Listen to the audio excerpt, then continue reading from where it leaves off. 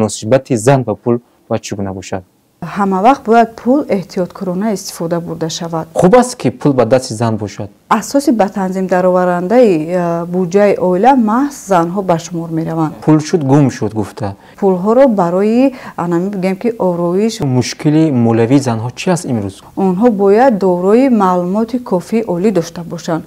در زمینه چی مثلا بیزنس اولوی تأسیس داده ممکن است؟ خوراک آماده کردن و در بازارها و در دیگر آشخانه ها برده فروختن.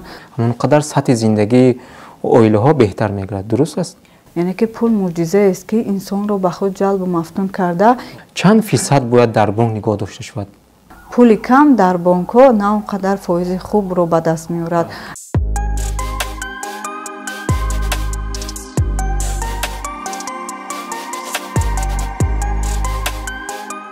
سلام بیننده عزیز، این پادکست نوبتی معرفت مولوی است که از طریق یوتیوب کانال اویلا منظور شما میگردد. یادآور میشم پادکست نوبتی معرفت مولوی با دستگیری جمعیت سهامی کشاورزی اوریون بانک منظور شما میگردد. موضوع نوبتی پادکست معرفت مولوی زن و پول، مناسبت زن و پول، ثمرناک استفاده پول در محیط اویلا و دیگر مسئله های وابسته به این ما دعوت نمودیم نامزد علم‌های اقتصادی دوسنت دانشگاه ملی تاجیکستان سلطانبی رحمت‌زاده. معلم خوش اومدید. میخواستم در ابتدا بگید که عموما ماهیت پول چی است که امروز مردم ما اطراف پول بسیارتر صحبت میکنن و در اویلا باید پول همچون کدام واسطه استفاده شود و مناسبت زن و پول باید چگونه باشد؟ پول ملی یکی از رکن‌های اساسی استقلالیت و مهمترین نشانه مستقلیت دولت می باشد. دایر به خود ماهیت پول گپ زنیم. پول اکوالنت دیگر مالها شده در جامعه ما خدمت میکند. مفهوم واژه اکوالنت این برابر وزنی، برابر قلگی و ارزش برابر را ifade میکند. در نوبت خود پول یک چند مرحله ها را پس سر کرده است. پول های مالی که مال با مال برتر میشد، عوض میشدند. پول های فلزی که در نوبت خود دو مرحله را اثر گذراندند، بیمتالیزم و مونتاریزم، سرفلزی و یکفلزی و سوم مرحله پولی این پولی کاغذی که هنوز در عصرهای 12 در چین قدیم به وجود آمده است. عین حال در جریان پرداخت هم شکل نقدی و غیر نقدی صورت میگیرد و این چنین پول دارای 5 وظیفه است: چنک ارزش، واسطه اندوخت، واسطه پرداخت، واسطه معاملات و این چنین پول‌های جهانی. در مسئله مناسبت زن با پول که باید چگونه باشد؟ چون موضوع پادکست ما زن و پول است و ثمرناک استفاده پول در اویلا است. نظر شما؟ نوابسته از اونه که در خانه پول در اختیار مرد و یا زن است، در همه حالت پول یعنی که مناسبت جدی رو به خود طلب میکند. همه وقت باید پول احتیاطکارانه استفاده برده شود. این چنین در حالتهای گوناگون خوفی از دست دادن پول نیست. در حالتی چی؟ در حالتی یعنی که به ثمره استفاده بردن اون از مد نظر دور نیست. مثلا بعضا در اویلا پول بیشتری مورد در دست مرد است و در حالتهای دیگر و دست زن هم هست پول. مثلا بعضا زن هم کار میکند و شوهر هم کار میکند و بسیار ما مشاهده میکنیم که زنها یک کتا هستند در نگاه داشتن پول. مثلا نگاه شما چگونه است؟ خوب است که پول به دست زن باشد؟ بودجه اویلا همه وقت باید مقصدناک استفاده برده شود. اویلا انمو ذخیره های مولوی در اختیار داشته خودش را مقصدناک همان مقصد هایی که برای عملی گرداندن بگیم که پرابلم های زندگی خود یعنی که نقشه گرفتن باید ثمرناک استفاده برند و اساسی به تنظیم درآورنده بودجه اویلا محض زنها به شمار می روند، چون که آنها ثمره بخش و منفعت بخش انمو ذخیره های مولوی بودجه اویلا خودشان رو استفاده میکنند. مثلا در تصوری مردم ما این است که پول شد گم شد گفته، یعنی پول را در یک لحظه مثلا برای خریدن اشیاء روزگار، مثلا برای خریدن جواهرات و یا دیگر واسطه هایی که برای اویلا مهم است استفاده می‌برند. نگاه شما چگونه است؟ نگاه من همچون زن، یعنی که اکثریت زنها در شرایط معاصر پول رو با پول چگونه نیاز دارند و پول رو با کدام طرز استفاده میبرند. البته که زنی که صاحب فرزند است، صاحب عائله است، پول در کدام حالت‌ها برای زن لازم به شمار میآید. یکم زینه یعنی که پول برای زن برای یعنی تامین فرزند با خوراک، لباس و تعلیم تربیت اون لازم می شود. دوم زینه زن، اکثریت زنها پول رو بعد از بگیم که خراجات هایی که برای فرزندش وی میکند صرف میکند، باز برای زیبا گرداندن منزل استقامتی خودشون صرف میکنن. و سوم زینه پول ها رو برای بگیم که آرایش و بگیم که زیبا گردانی خودشون صرف میکنن. کدامش مهمتر است از نگاه شما بیشتر؟ البته در مد اول باید در باشه. مد اول برای فرزند است، برای سالم نگاه داشتن، یعنی که تامین کردن اون و با تحصیل و تربیت فرا گرفتن اون البته که ضرور است. مثلا شما خودتون پول رو چگونه استفاده می‌برید؟ من همین سه زینه که از گفته گذاشتم یعنی همین گونه استفاده می‌برم. یعنی برابر تقسیم کردگی شما در بله زینه. بله. در عائله مثلا بعضا ما مشاهده میکنیم که یک نفر کار میکند و چندین نفر عضو عائله رو مثلا تامین میکند با خانه‌اش، با محصولات غذایی و دیگر. از نگاه شما به نقشه‌گیری بودجه عائله چگونه باید باشد که تا معاش یک نفر تا آخر ماه رسد و در میانه ماه قرض نکند؟ مثلا یک نقطه اساسی رو میخواستم بیان نمایم. متاسفانه در عائله های ما، یعنی که در فرهنگ عائله های ما، یعنی که مفهوم بودجه عائلوی وجود ندارد.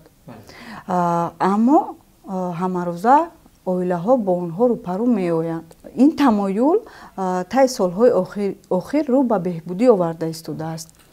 اگر ما به تعریف خود بودجه عائله نظر افکنیم، مجموع درآمدهای اهل عائله، یعنی که مزد مهنت، فایده تجارت، دیویدند از سرمایه‌گذاری و غیره ها، اینها بودجه عائله را تشکیل میکنند. و بودجه عائله از قسمت های زیرین عبارت است، یعنی که درآمد، خراجات و پس‌انداز. این چنین گفته می شود که نمو مبلغ‌های بودجه عائله باید همه وقت مقصدناک و ثمره‌ناک استفاده برده شود. عموما از نگاه شما مشکل مولوی زنها چی است امروز که بیشتر روبرو میشوند؟ اولین درجه نوابسته به هر یک زن بانوی که دارنده هنر و کسب هستند، آنها باید دارای معلومات کافی عالی داشته باشند. آنها امکانیتی در یگان مؤسسه و یا کارخانه امکانیتی رسما فعالیت کردن رو داشته باشند در اساس دفترچه مهنتی. بله. بیاید درباره بودجه عائله، مثلا چگونه سامانه استفاده پول در عائله گفتیم. استراتژی مثلا اداره کردن پول در عائله باید چگونه باشه از نگاه شما؟ باید زنان راه‌ها و اصول‌های به دست آوردن و افزون گرداندن درآمد را در عائله به میان آورند. و مقررات قانونگذاری جمهوری تاجیکستان، یعنی قانون درباره تنظیم عنعنه جشن و مراسم ها در جمهوری تاجیکستان و این چنین قانون درباره مسئولیت پدر و مادر در تعلیم و تربیت فرزند پیش بینی شده است که هدف و ماهیت قبول کردن این قانون ها برای کم کردن خراجات های بیهوده و بی‌مورد و به نقشه گرفته می باشد. و این چنین همه اینها گواهی از چی؟ یعنی که پس‌انداز گردان، یعنی که سرچشمه های با وجود آوردن پس‌انداز های بانکی رو یعنی که روی کار میارن. از نگاه شما مثلا در عائله از همه ارزشی بالاترین چی است؟ تشکر زیاد. چخیر که قبلا ما گفته بودیم، یعنی که پول به خود مناسبت جدی رو طلب میکند و در عائله نیز چنین است.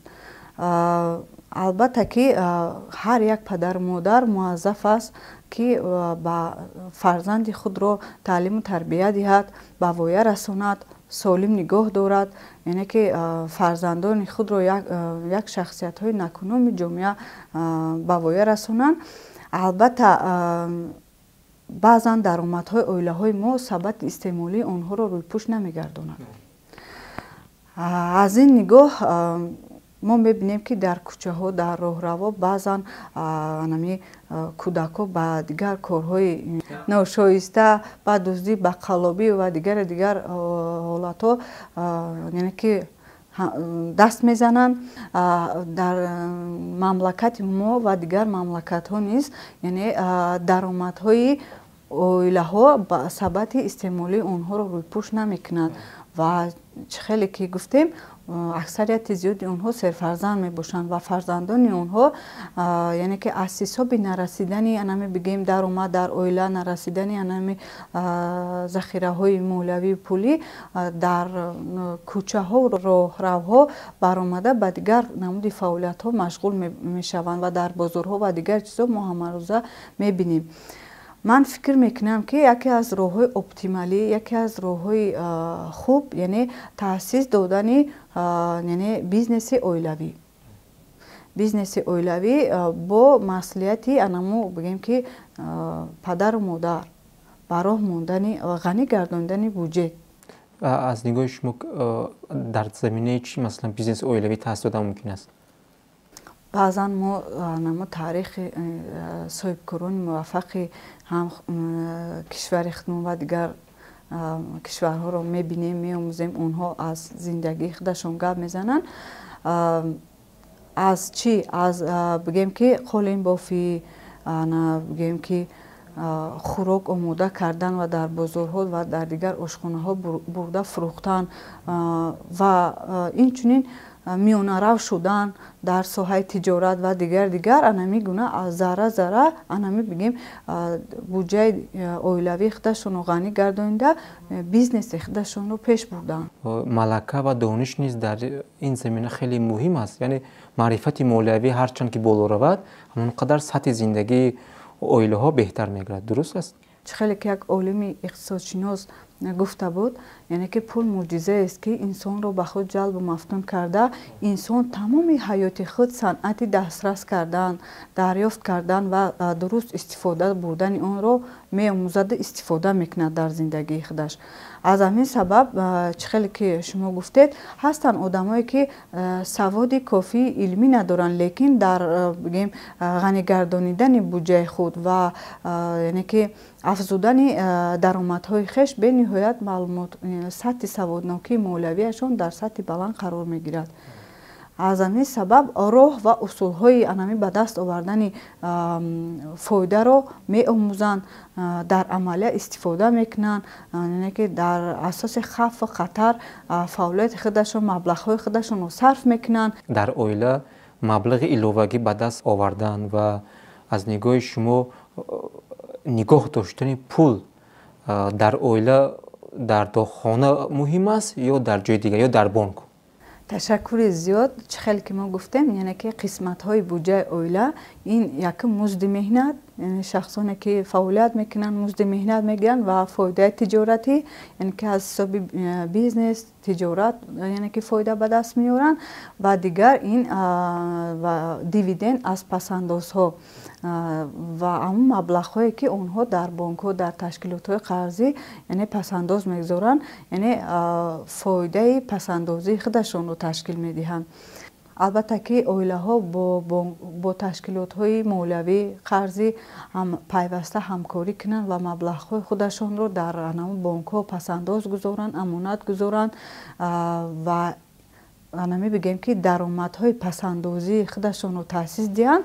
ин яке аз сарчашмаҳои ворид кардани даромад ба бюҷети оилаҳои онҳо мусоидат мекунад. ҳангоми дар маҷмӯъ масалан аз ҳаҷми умумии маблағе ки дар оила масалан шакл мегирад, яъне ки аз ҳисоби маош, яъне музди меҳнат, даромадҳои иловагӣ ки масалан таври шумо ишора кардед бо баровардани маҳсули заҳмати оила, масалан пухтупаз ё дигар чизҳо, чанд фисад бояд дар бонк нигоҳ дошта шавад? ташаккури зиёд. Албатта ҳамин буҷаи оила ба қисматҳои марказонидашуда ва ғайримарказонидашуда сарфа мегарданд ва анаму марказонидашуда яъне хароҷотҳои ҳамарӯзаи онҳо мебошад. Хароҷотҳои трансферти хӯрока, либоса ва дигар пардохтҳои ҳатмии коммуналӣ мебошад, ки албатта қисмати боқимондаи он ҳамавақт нигоҳ доштани пули кам дар бонкҳо на он қадар фоизи хубро ба даст меорад. Чӣ қадар миқдори пул бештар бошад, ҳамин қадар фоизи хуб ва фоидаи хубро ба оила яъне ки ба миён меоварад. яъне инҷо ҳавасмандӣ аз ҷониби бонкҳо нисбат ба мизоҷон яъне мардуман муҳим аст. ҳар қадар масалан фоизи пасандоз зиёдтар бошад, ҳамон қадар мардум ҳавасманд мешаванд то маблағашонро дар бонкҳо нигоҳ доранд. албатта ки эътимод ва боварии оилаҳо бояд бо ташкилотҳои қарзӣ бениҳоят мустаҳкам гардонида шавад, фаъол гардонида шаванд. Махсусан дар кишвари мо бонкҳои тиҷоратӣ дар пешниҳод кардани пасандозҳо бениҳоят имтиёзҳои васеъ фароҳам меоранд, махсусан бонки Орионбонк. чӣ қадаре ки анами бигем таваҷҷӯҳи ҷомеа ба анами бонкҳо зиёд гардад, ҳамин қадар меъёри анамо қарздиҳии бонкҳо поён меравад. Ин ба манфиати худи истеъмолкунанда, қарзгиранда мебошад. шумо ишора кардед дар бораи боло бурдани саводи молиявии оила ва мардум. умуман дар Тоҷикистон стратегияи баланд бардоштани сатҳи маърифати молиявии мардум ягон санади махсус қабул шудааст. то куҷо стратегияи қаблан қабул шуда буданд имрӯз самара оварда истоданд? барои ҳам баланд бардоштани мавқеъ ва манзалати занон дар ҳама соҳаҳои иҷтимоиёт як зумра барнома ва стратегияҳо қабул гардиданд ва аз он ҷумла барои баланд бардоштани сатҳи маърифати молиявии занон, инчунин бо ташаббуси Бонки Миллии Тоҷикистон ва Фонди амонатии муносибатҳои байналмилалии Олмон ва инчунин Вазорати Маориф ва илми Ҷумҳурии Тоҷикистон стратегияи миллии фарогирии молиявӣ қабул гардид. ва инчунин барномаи мазкур дар Бонки Миллӣ бо иштироки занҳои фаъоли Бонки Миллӣ дар мавзӯи баланд бардоштани саводнокии молиявии занон, яъне чорабинии омӯзишӣ яъне гузаронида шуд. Албатта дар соли ҷорӣ дар ҳама шаҳрҳои калонии ҷумҳурии мо бигем ки чорабиниҳои машваратӣ ва омӯзишии баланд бардоштани саводнокии молиявӣ баргузор гардиданд ва инчунин ҳама ин барои баланд бардоштани саводнокии молиявии занон, ташкил намудани фоидаи пасандозӣ яъне ки пешбинӣ гардидааст. Баргузории чунин чорабиниҳои дар самти баландбардории саводнокии молиявӣ тавассути васоити ахбори умма манзури тамоми ҷомеаи кишвар пешбинӣ карда шавад. сипос барои суҳбат ки даъвати моро пазируфтед ва ҳамсуҳбати ман буданд дар подкасти навбатии маърифати молиявӣ Султонбии Раҳматзода, датсенти Донишгоҳи Миллии Тоҷикистон. бори дигар хушомадед маълима.